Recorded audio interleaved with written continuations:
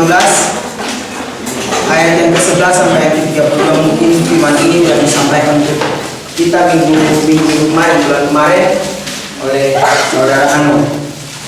Dan nanti saya mau persediaan saudara untuk membatasi Lukas pasal yang ke-15 dan buka lagi dalam Kejadian pasal yang ke-3 ayat 9 sampai ayat ke-10.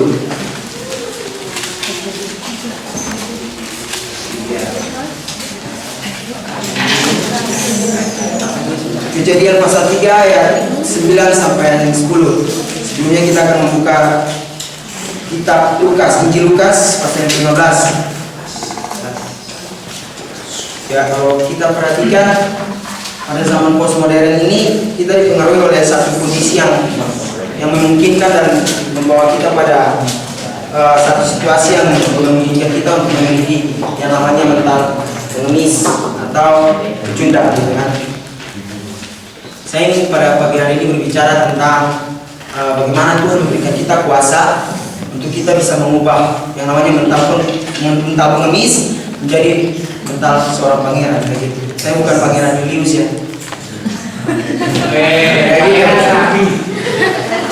Ya. Dan kalau menurut saya senang kalau melihat kalau waktu saya pelayan berdiri sama Kak Jeffrey itu kita membagikan yang namanya sembako untuk anak jalanan dan orang-orang yang terlantar di jalanan, gitu kan. Yang saya maksudkan seperti ini, kita harus mempunyai hati Bapa, gitu kan, untuk orang-orang di luar sana. Yang saya maksudkan di sini adalah Tuhan itu pengen melihat setiap saudara dan saya memiliki yang namanya kasih itu, karena memang setiap pelayanan kita didasarkan oleh namanya prinsip kasih, gitu kan. Dan kalau kita melihat kehidupan pribadi Yesus setiap kali pelayanan tetap menanamkan, selain mengajarkan tentang kerajaan surga, dia juga menanamkan tentang yang namanya prinsip kasih gitu. Kalau kita perhatikan gereja-gereja sekarang ini ditentukan untuk bukan hanya ditentukan untuk menjadi khususnya Tuhan pilih, gitu kan, gereja Tuhan yang Tuhan pilih untuk memberkati orang lain, tapi malah mereka lebih memilih untuk menanti yang namanya menerima berkat, gitu. Jadi mereka menanti menerima berkat dulu baru mereka akan memberkati orang lain. Kalau kita lihat dengan artian pengemis dalam artian jasmania seperti itu. Nah, Lukas pasal yang ke-15 ini berbicara tentang perumpamaan seorang anak yang gila, gitu kan. Kalau saya tidak akan membacakan semuanya, tapi saya akan melihat dalam ayat yang ke-19 dikatakan seperti ini. Aku tidak layak lagi disebutkan anak Bapa, dan jadikanlah aku sebagai salah seorang upahan Bapa, gitu. Terus ayat yang ke-24 berbicara tentang ini penerimaan tanpa syarat, itu. Sebab anakku ini telah mati dan menjadi hidup kembali, dia telah hilang dan didapat kembali, maka mulailah mereka bersukaria. Kalau kita perhatikan kata bersukaria dalam terjemahan bahasa Indonesia sehari-hari memiliki pengertian, maka mereka mulai berpesta, gitu kan. Kalau kita lihat dan kita simak cerita ini, gitu kan. Terus ayat yang selanjutnya dalam ayat yang ke-28 itu situasinya malah terbalik. Anak sulung ini mulai menjadi marah dan cemburu disebabkan karena adiknya yang telah hilang itu kembali lagi, gitu. Maka marahlah anak sulung itu dan ia tidak mau masuk. Lalu ayahnya keluar dan berbicara dengan dia. Kalau kita lihat ayahnya keluar ini merupakan satu penekanan yang dimana ayah ini memiliki satu kita menganggap dia sebagai hubungan anak, gitu, hubungan anak dan bapa. Kalau kita simak waktu kemarin bicara ini juga berbicara tentang hubungan, gitu. Dalam terjemahan Indonesia bahasa Indonesia sehari-hari, gitu kan. Lalu ayahnya keluar dan membujuk dia masuk. Kalau kita perhatikan berkata seperti itu. Tapi kalau di dalam terjemahan baru berkata seperti ini. Lalu ayahnya keluar dan berbicara dengan dia. Kata berbicara di sini kalau kita perhatikan dalam bahasa Indonesia sehari-hari, ayah membujuk dia. Artinya ayahnya berusaha untuk membangun satu relasi dengan dia. Ayahnya berusaha membangun yang namanya satu hubungan, gitu kan. Nah, dalam Lukas pasal yang ke-15 ini sedang mengajarkan kita tentang yang namanya kemerdekaan yang sesungguhnya. Seperti itu. Waktu anak ini berkata seperti ini, aku tidak layak lagi untuk aku tidak layak lagi disebutkan anak Bapa, dan dilanjutkan seperti ini. Jadikanlah aku sebagai salah seorang upahan Bapa. Kalau saya berpikir saya menjadi bapaknya pada waktu itu, hati saya merasa sedih sekali. Karena yang ditekankan seperti ini, saudara-saudara. Seringkali kita berpikir apa yang Tuhan tidak berpikir pada kita. Seringkali kita berpikir tentang satu masalah yang seakan-akan Tuhan tidak memikirkan hal itu buat saudara dan saya. Artinya seperti ini. Waktu kita melakukan dosa atau kita berdosa, kita sadar bahwa kita menyalahkan diri kita dan kita mengutuk diri kita gitu kan. Tapi seringkali kita lupa bahwa seringkali Tuhan tidak merancangkannya untuk setiap kehidupan kita. Artinya Tuhan tidak berpikir bahwa kita ini pas waktu sudah berdosa lalu Tuhan membuang begitu saja. Enggak seperti itu, tapi malah dalam ayat yang ke-24 tadi yang saya menekankan tentang penerimaan tanpa syarat kayak gitu. Yang saya ingin bertanya kepada saudara seperti ini, bahwa percaya saudara bahwa Tuhan itu mengasihi saudara? Saya berpikir seperti ini. Tuhan itu mati di atas kayu salib, saudara. Dia itu tidak mengharapkan adanya jaminan. Tuhan mati di kayu salib. Tuhan tidak mengharapkan supaya kita itu menyembah Tuhan. Tuhan mati di kayu salib supaya Tuhan tidak mengharapkan supaya kita itu jaminan, oh iya, saya mati nanti besok kamu menyembah saya, gitu, enggak. Tapi Tuhan mati karena Tuhan mengasihi saudara dan saya. Dan saya berkata seperti ini, kalaupun saudara tidak akan percaya dengan hal ini, kalaupun saudara tidak percaya Tuhan tetap mati untuk menebus setiap dosa dan pelanggaran saudara. Kenapa? Karena kasih Tuhan itu tanpa syarat, saudara. Kasih Tuhan itu tidak pandang bulu gitu, kalau dikatakan seperti itu. Banyak di antara kita yang telah lama hidup sebagai orang Kristen, tapi seringkali kita gagal untuk mengalami yang namanya kemerdekaan yang sesungguhnya. Kenapa, saudara-saudara? Karena yang saya maksudkan di sini adalah kita itu belum mengenal siapa diri kita. Kita itu belum mengenal siapa diri kita. Kalau kita mengenal siapa diri kita, otomatis kita akan melangkah sesuai dengan aturan lain daripada Tuhan. Kita melangkah sesuai dengan kehendak Tuhan, seperti itu. Ambil contoh, setiap kehidupan artis kalau mereka mau syuting gitu kan, kalau sutradara suruh ini mereka harus ikut kayak gitu, seperti itu.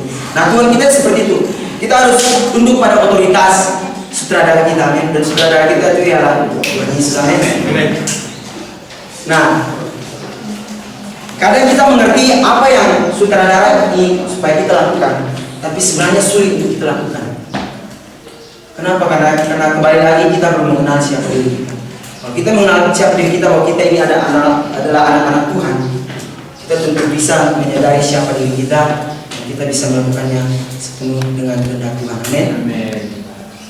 Kemerdekaan ialah idenya Tuhan, inisiatifnya Tuhan sejak manusia jatuh dalam dosa. Sejak Adam dan Hawa jatuh dalam dosa, bagaimana itu Tuhan berpikir supaya manusia itu bisa dilayakkan kembali untuk bersekutu bersama-sama dengan Tuhan, seperti itu, saudara. Jadi yang saya tekankan di sini adalah kemerdekaan itu inisiatif dan idenya Tuhan sejak awal. Amin. Dalam kejadian 3 ayat 9 berkata seperti ini. Saya nanti minta kesediaan saudara Irwanto untuk membacanya.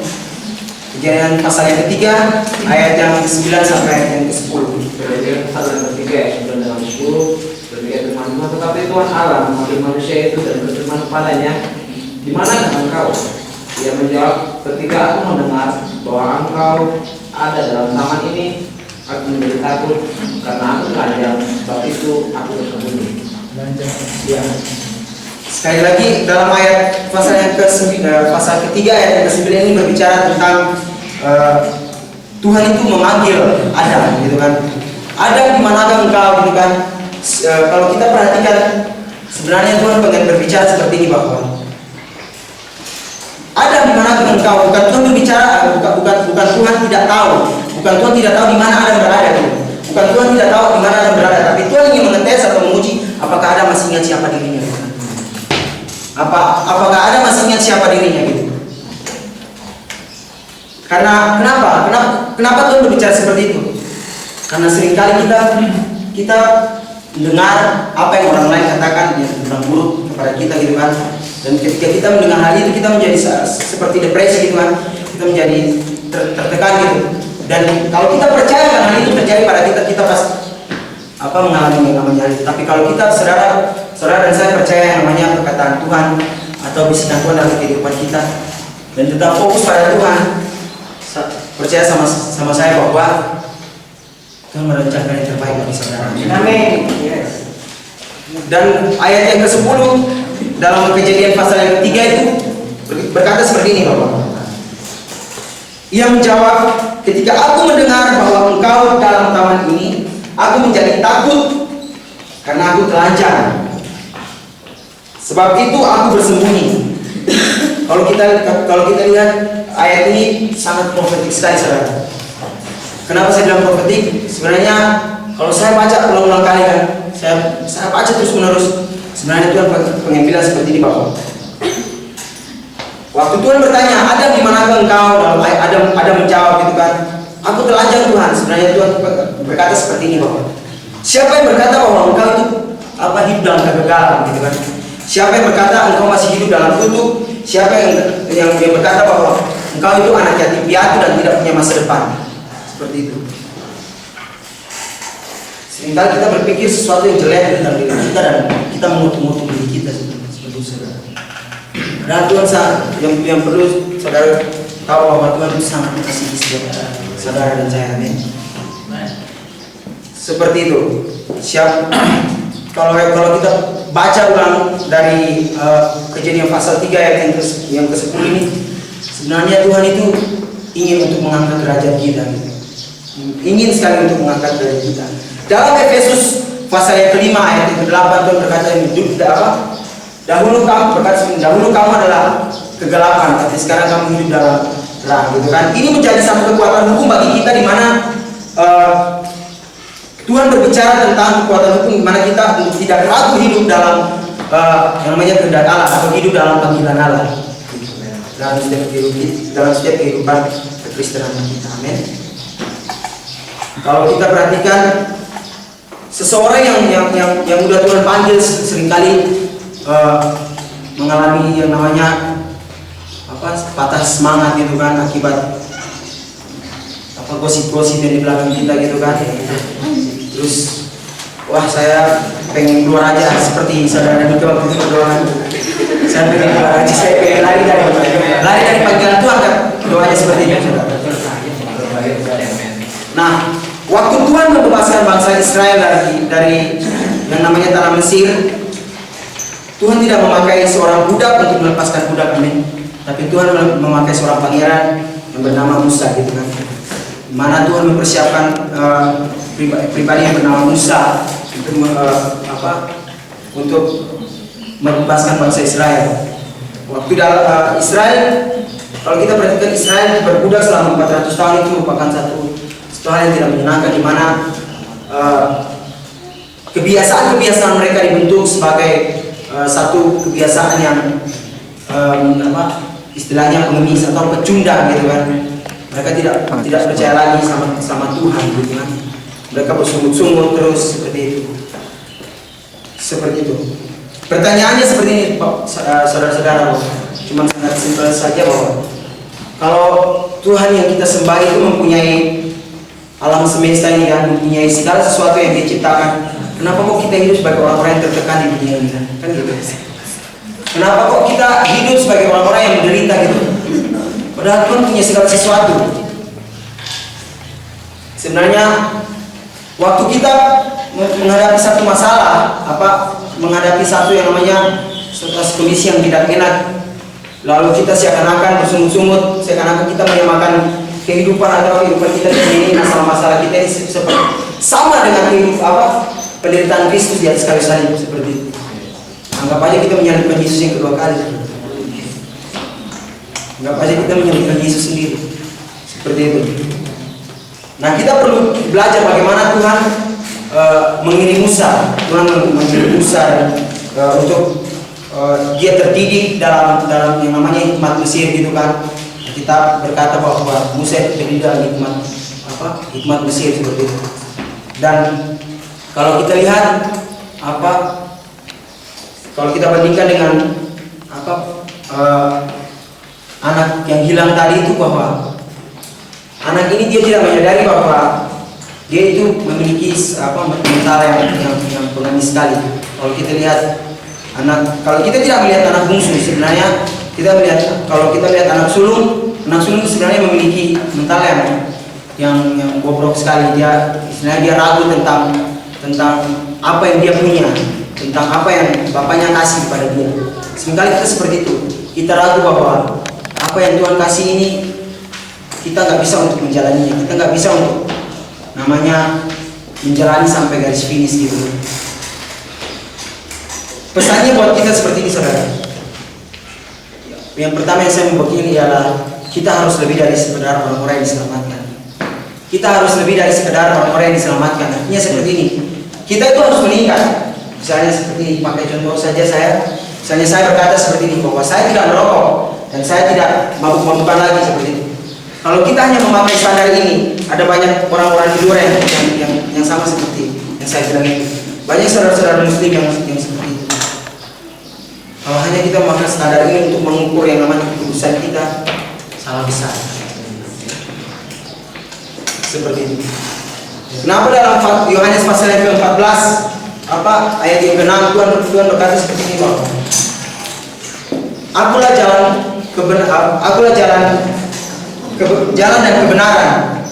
Kenapa Tuhan tidak berkata akulah jalan dan kebaikan? Karena orang sering berkata baik tapi belum tentu benar. Orang yang benar sudah tentu baik. Amin. Itu yang poin yang pertama yang saya bagikan ialah kita harus lebih dari sekedar orang-orang yang diselamatkan. Amin. Yang kedua ialah kita harus percaya pada kemampuan Allah untuk meng-covering kita. Artinya kita percaya kemampuan Allah untuk menjaga kita seperti itu. Artinya iblis itu selalu punya catatan dosa kita. Ketika Tuhan berkata sejauh timur dari barat aku telah membuat dosa sendiri.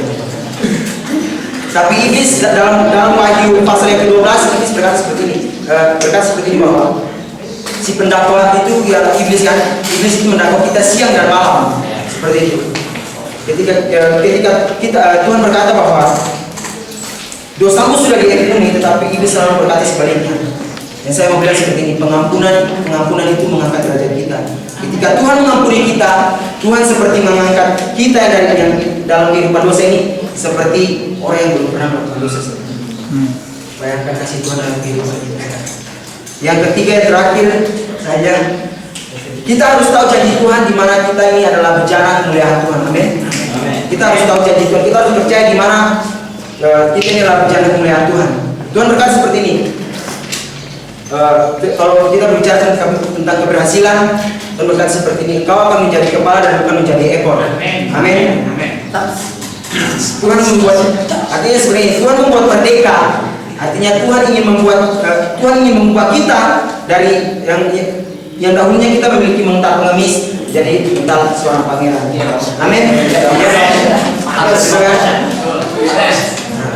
Kesimpulan yang saya ambil seperti ini dari Lukas pasal yang ke-15 seperti ini, bahwa kalau Bapa kita yang di dunia saja menerima kita apa adanya, bagaimana dengan Bapa kita yang di surga?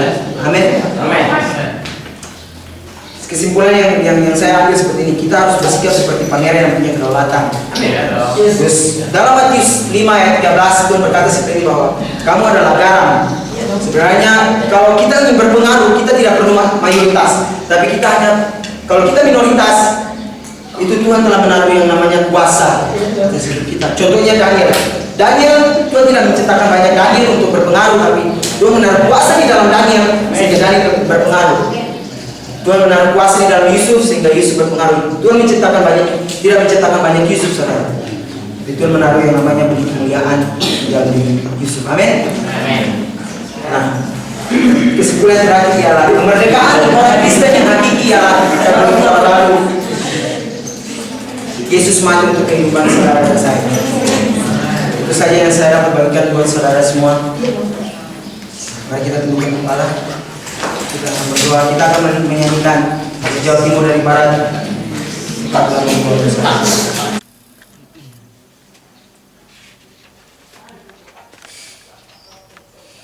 Apa-apaan? Ini Adit. Adit lagi tidur. Nanti dikeluarin di dong dikeluarin Ini di Adit dulu. nih Disilat-silat nanti. Ini loh, sama bonekanya itu loh. Kiku kiku kiku. Kiku kiki kiki. Dapat Nyong? Bonekanya nama siapa? Dapat. Bisa.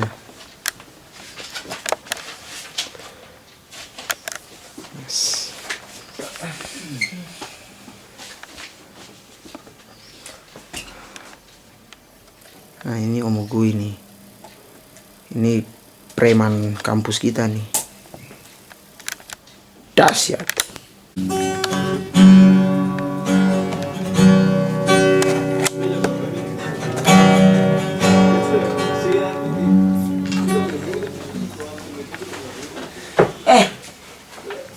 Wah, aduh. Jangan. Sip. Oke, Mas Alif lagi belajar. Selamat belajar, Mas. Yuk.